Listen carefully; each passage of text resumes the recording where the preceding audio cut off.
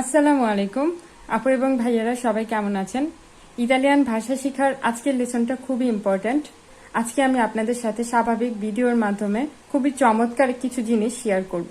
তো অবশ্যই ভিডিওটা আপনারা স্কিপ না করে একদম ফার্স্ট টু লাস্ট অর্থাৎ প্রথম থেকে শেষ পর্যন্ত মনোযোগ সহকারে দেখতে হবে। তো প্রথমে আমরা কিছু বিষয় নিয়ে আলোচনা করি, সেটা হচ্ছে আমরা ইতালিয়ান ভাষা অর্থাৎ আমাদের মেন টার্গেট বা ফোকাস হচ্ছে কথা বলা। তো কথা বলার জন্য আমাদের কি দরকার? টেম্পো অর্থাৎ সময়। আমরা কত রকম ভাবে আমরা কথা বলে থাকি, এই বিষয়গুলোই হচ্ছে টেম্পো অর্থাৎ প্রেজেন্টে, পাসাতো, এগুলোই হচ্ছে সাধারণত টেম্পো। তো ইতালিতে সাধারণত 3 ক্যাটাগরির লোক আছে, অর্থাৎ আমার মনে হয় এটা যে যারা অনেকেই আছে যে প্রথম ক্যাটাগরির লোকেরা ইতালিয়ান ভাষা মানে বলতে পারে, অর্থাৎ তারা কাজ করে সেজন্য ভাষাটা তাদের আয়ত্তে এসে গেছে, কিন্তু গ্রামার তারা কিছু বুঝে না, যার জন্য তারা যদি আ উনো বা আ দুয়েতে যদি পরীক্ষা দিতে যায় সেখানে তাদের সমস্যা হয়। আর দ্বিতীয় ক্যাটাগরির লোক হচ্ছে যারা গ্রামার বোঝে, অর্থাৎ যারা বাংলাদেশে একটু ভালো পড়াশোনা করে এসেছে, ইংরেজিতে একটু ভালো পারে, তারা ইতালিয়ান গ্রামারগুলো সবকিছু পারে কিন্তু ভাষা বলতে পারে না, যেটা আমার ক্ষেত্রে হয়েছে। আমি ফার্স্টে গ্রামার সবই বুঝতাম, গ্রামার আমি একদম ফার্স্ট টু লাস্ট সবকিছু বুঝি, কিন্তু আমি যখন ভাষা বলতে যেতাম তখন আমার সমস্যা হতো, মানে আমি বলতে পারতাম না যে আসলে কিভাবে আমি কথা বলবো। আমাদের মেন টার্গেটটাই তো হলো কথা বলা। আর তৃতীয় ক্যাটাগরির লোক হচ্ছে যারা ইতালিয়ান ভাষাও পারে না এবং গ্রামারও পারে না, অর্থাৎ যারা ইতালিতে নতুন এসেছে তারা। তো এই বিষয়গুলো আমরা খুবই সিম্পল ভাবে মানে আমি নিজে বোঝানোর চেষ্টা করব আজকে। তো অবশ্যই আপনারা ভিডিওটা একটু মনোযোগ সহকারে দেখুন। তো প্রথমে আমরা একটা ভার্ব নিই, একদম সহজ একটা ভার্ব, যেটা হচ্ছে ভার্বো মানজারে। ভার্বো মানজারে অর্থ হচ্ছে খাওয়া। আমরা সাধারণত কতভাবে ভার্বো মানজারে ব্যবহার করি? আমি নিজে যদি আমার মাতৃভাষার কথা বলি, অর্থাৎ বাংলা ভাষার কথা বলি, তাহলে আমরা কত রকম ভাবে এই কথাগুলো বলে থাকি। কিভাবে আমি ভার্বো খাওয়াটা ব্যবহার করব। আমার কথাবার্তায় আমি কত রকম ভাবে ভার্বো খাওয়াটা আমি ব্যবহার করি। যেমন প্রথমে আমি বলি আমি খাই, প্রথমে কিন্তু আমি বলি যে আমি খাই, যে কোনো জিনিস আমি খাই। তারপরে আমি কি বলি? আমি খাচ্ছি।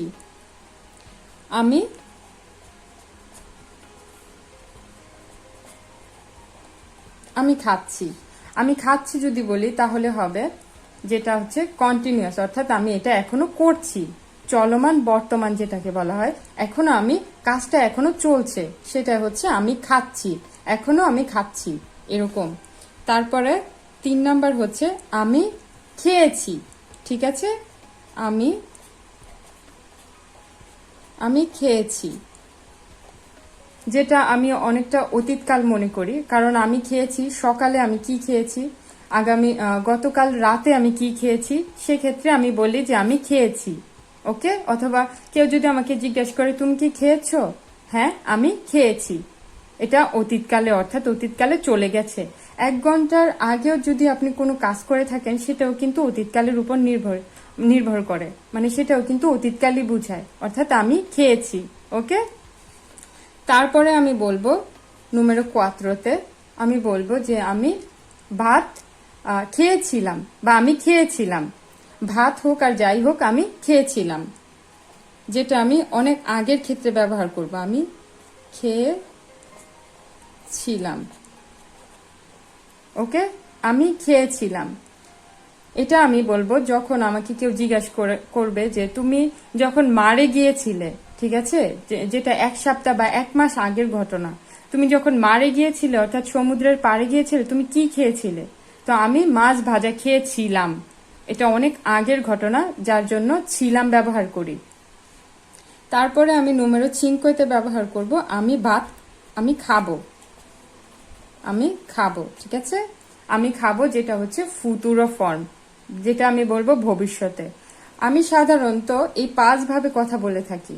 আমি খাই, আমি খাচ্ছি, আমি খেয়েছি, আমি খেয়েছিলাম, আমি খাবো, অর্থাৎ বর্তমান কাল, চলমান বর্তমান কাল, অতীতকাল, যেটা পুরাঘটিত অতীতকাল, আর এটা হচ্ছে ভবিষ্যৎকাল।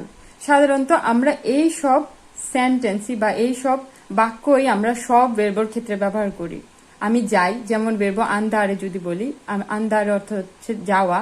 আমি যাই, আমি যাচ্ছি, আমি গিয়েছি, আমি গিয়েছিলাম, আমি যাব। সবগুলো ভার্ব কিন্তু এই পাঁচটা সেন্টেন্সের মাধ্যমেই হয়ে থাকে। তো অবশ্যই আমাদেরকে লক্ষ্য রাখতে হবে যে আমরা যদি ইতালিয়ান ভাষা, এটা তো একটা ভাষা, এটা আমাদের বুঝতে হবে, এটা আমাদের প্র্যাকটিস করতে হবে। যদি আমরা প্র্যাকটিস না করি তাহলে হবে না, এটা প্র্যাকটিস করতে হবে। আর আমরা যদি এভাবে প্র্যাকটিস করি, যে কোনো একটা ভার্ব বা যে কোনো কিছু নিয়ে যদি আমরা এভাবে প্র্যাকটিস করি, আমার মনে হয় খুবই সহজ হবে ভাষা শেখাটা। তো এখন আমরা বাংলা ভাষায় যেগুলো বলেছি, এখন আমরা ইতালিয়ান ভাষায় কিভাবে বলবো সেটা দেখি। তো এবার আমরা দেখব যে ইটালিয়ান ভাষায় আমরা কিভাবে দেখব, ঠিক আছে? তো ইতালিয়ান ভাষায় আমরা কিভাবে বলবো প্রেজেন্টে, অর্থাৎ বর্তমান কালকে আমরা কিভাবে বলবো ইও মানজো। এটা আমরা অনেকেই জানি, ভার্বো মানজারে ইও মানজো, অর্থাৎ আমি খাই, ঠিক আছে? ইও মানজো, আমি খাই। তারপরে এটা হচ্ছে প্রেজেন্টে, প্রেজেন্টে, এটা হচ্ছে প্রেজেন্টে অর্থাৎ বর্তমান কাল, ঠিক আছে? তারপরে আমি যদি বলি যে আমি খাচ্ছি, এটা আমরা কিভাবে বলবো? যেটা আমি এখনো করছি, যেটা চলমান আছে, সেই কাজগুলোকে আমরা কিভাবে বলবো? সেই ক্ষেত্রে আমরা ভার্বো স্তারে ব্যবহার করব। ভার্বো স্তারে, ভার্বো স্তারে অর্থ হচ্ছে থাকা, স্তারে, ভার্বো স্তারে, ভার্বো স্তারে অর্থ হচ্ছে থাকা। যখন আমরা কোনো চলমান ক্ষেত্রকে বোঝাবো, মানে যে কাজগুলো এখনো চলছে সেগুলোর ক্ষেত্রে যদি বোঝাই, তাহলে আমরা ভার্বো স্তারের সাথে জিরন্দিও ব্যবহার করব। জিরন্দিও, ঠিক আছে? জিরন্দিওর ক্ষেত্রে আমরা কি পড়তে পারি? জিরন্দিওর ক্ষেত্রে পড়তে পারি তিন ভাবে। একটা হচ্ছে আরে ভার্বো, একটা হচ্ছে এরে ভার্বো, আরেকটা হচ্ছে ইরে ভার্বো, ঠিক আছে? আরে ভার্বোর সাথে আমরা আরে উঠিয়ে এর সাথে আন্দো বসিয়ে দেব, এন্দোর সাথে বসাই দেব এন্দো, আর ইরের সাথে বসাই দেব এন্দো। ওকে, ঠিক আছে? ভার্বো আরের ক্ষেত্রে উঠে গিয়ে, আরে উঠে গিয়ে হবে আন্দো, এরে উঠে গিয়ে হবে এন্দো, আর ইরে উঠে গিয়ে হবে এন্দো। ওকে, এরে আর ইরে সেম একদম। তো এখানে আমরা কি নিয়েছি? ভার্বো আরে। তো এই ভার্বো আরে উঠে গিয়ে হবে আন্দো এবং ব্যবহার হবে ভার্বো স্তারে। তো আমি যদি বলি আমি খাচ্ছি, তাহলে আমার ক্ষেত্রে হবে স্তো, ঠিক আছে? আমার ক্ষেত্রে হবে স্তো, স্তো mangiando, হবে স্তো mangiando। ওকে, স্তো mangiando, আমি খাচ্ছি, যেটা হচ্ছে কন্টিনিউয়াস, যেটা কন্টিনিউয়াস টেন্স বা যেটা চলছে এখনো, চলমান বর্তমান কাল। তারপরে আমরা কি আসি? তারপরে আমরা আসি নুমেরো 3, আমি খেয়েছি। আমি খেয়েছি এটা আমি কিভাবে বলবো? আমি খেয়েছি এটা হচ্ছে passato prossimo ফর্মে। ইতালিয়ান ভাষায় passato prossimo যদি আমরা শিখতে চাই, তাহলে আমাদের দুইটা জিনিস দরকার। একটা হচ্ছে ভার্বো essere, আরেকটা হচ্ছে ভার্বো avere। ওকে, ভার্বো essere, ভার্বো avere। তো আমরা যখন ইতালিয়ান ভাষায় passato করব, তো আমাদের বুঝতে হবে যে কোন ভার্বগুলো ভার্বো essere এর সাথে ব্যবহৃত হয় এবং কোন ভার্বগুলো ভার্বো avere এর সাথে ব্যবহৃত হয়। এটা একদমই সহজ, কোনো এখানে জটিল কোনো কিছুই নেই, শুধু আপনাদের একটু মনোযোগ দিতে হবে। সেটা হচ্ছে ভার্বো essere ব্যবহৃত হয় সাধারণত যেই ভার্বগুলো চলমান গতিকে বোঝায়, অর্থাৎ চলার ক্ষেত্রে যেই ভার্বগুলো বোঝায়।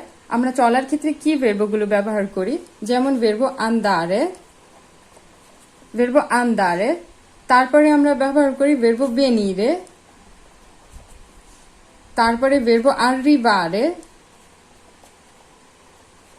তারপরে ভার্বো partire। এই সব ভার্বগুলো যেগুলো আমরা চলার ক্ষেত্রে ব্যবহার করি, ভার্বো tornare, ভার্বো tornare, এই ভার্বগুলো সাধারণত আমরা চলার ক্ষেত্রে ব্যবহার করি। তো এই ভার্বগুলো, যে সকল ভার্বগুলো সাধারণত চলার ক্ষেত্রে ব্যবহৃত হয়, অর্থাৎ চলাচলে আমরা যে সকল ভার্বগুলো ব্যবহার করব সেগুলোর সাথেই passato prossimo অর্থাৎ অতীতকাল করার সময় ভার্ব essere এর সাথে হবে।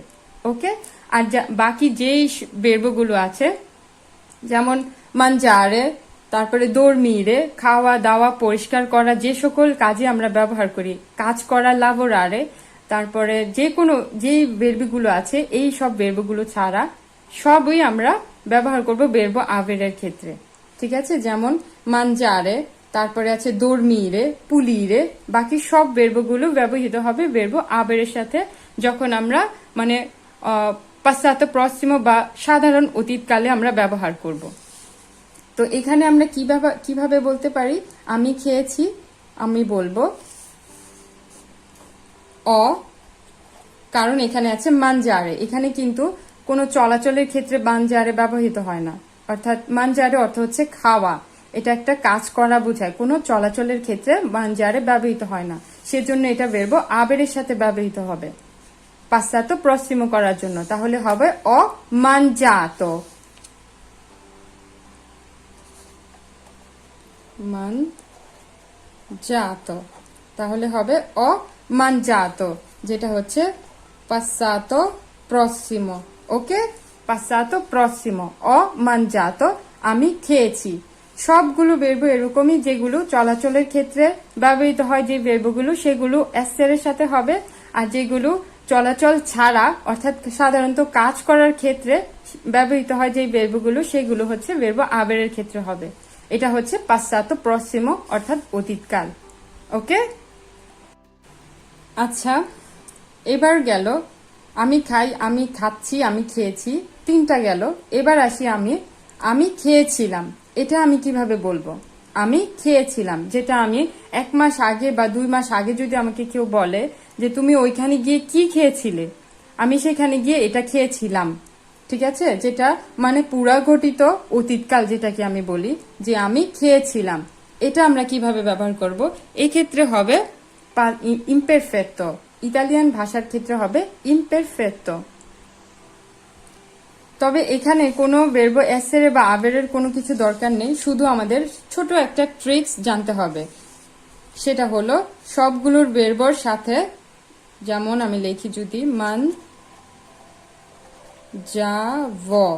লাস্টে ব দিয়ে দিতে হবে, রে উঠে গিয়ে শুধু ব দিতে হবে, io mangiavo, আমি খেয়েছিলাম অনেক আগে, এটা হচ্ছে গিয়ে imperfetto, imperfetto।